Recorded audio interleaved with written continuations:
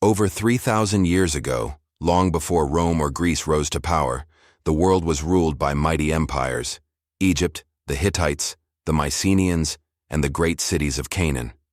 They traded across vast seas, built towering palaces, and wielded bronze weapons that symbolized their strength.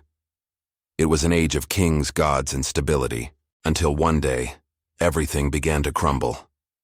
From the horizon of the Mediterranean came whispers of terror. Villages burned, trade routes vanished, and fleets disappeared without a trace. The ancient world spoke of a new enemy, a mysterious force that struck without warning, leaving only ashes behind. They were called the Sea Peoples. No one knew who they were, where they came from, or what they wanted, but everywhere they went, civilization fell. The first signs of their coming were subtle. Traders spoke of strange ships seen at dusk, sleek, fast, filled with warriors bearing horned helmets and round shields. Coastal towns went silent, their harbors filled with wrecks and corpses. Then, the storm truly began. Around 1200 BCE, the Hittite Empire, one of the greatest powers of the Bronze Age, suddenly vanished from history. Their cities were burned, their people scattered.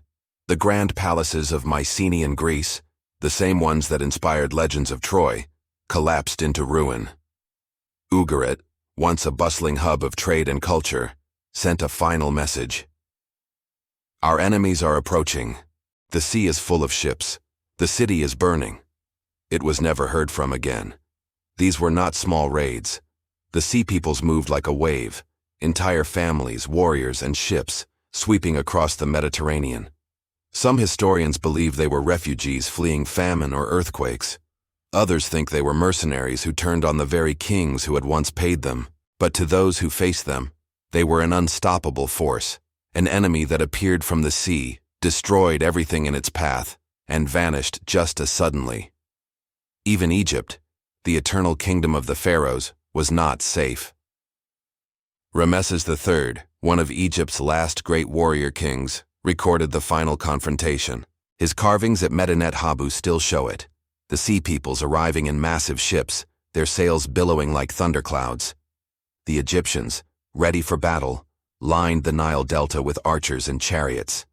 The sea turned to chaos as arrows rained down, ships collided and warriors clashed hand to hand.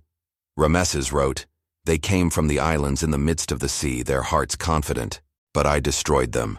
They were dragged ashore and slain in heaps." Egypt survived, but just barely.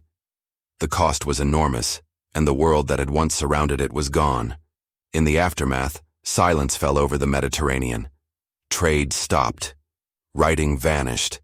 Cities lay empty. It was as if civilization itself had died. The Bronze Age, an era that had lasted for over 1,000 years, was over. For centuries, no one knew why. Was it the Sea Peoples alone? Or were they just one piece of a larger collapse? A perfect storm of drought, famine, earthquakes, and rebellion. Even now, archaeologists dig through ancient ruins, finding clues but no final answer. Who were these mysterious invaders? Where did they come from? Were they desperate survivors seeking a new home, or destroyers seeking vengeance against the empires of the old world? We may never know. But one thing is certain. When the Sea Peoples came, they changed everything. Their arrival marked not just the fall of kingdoms, but the end of an age, and the beginning of a dark, silent chapter in human history. And even now, more than 3,000 years later, the mystery remains unsolved. Who were they? Where did they go? And could such a collapse ever happen again?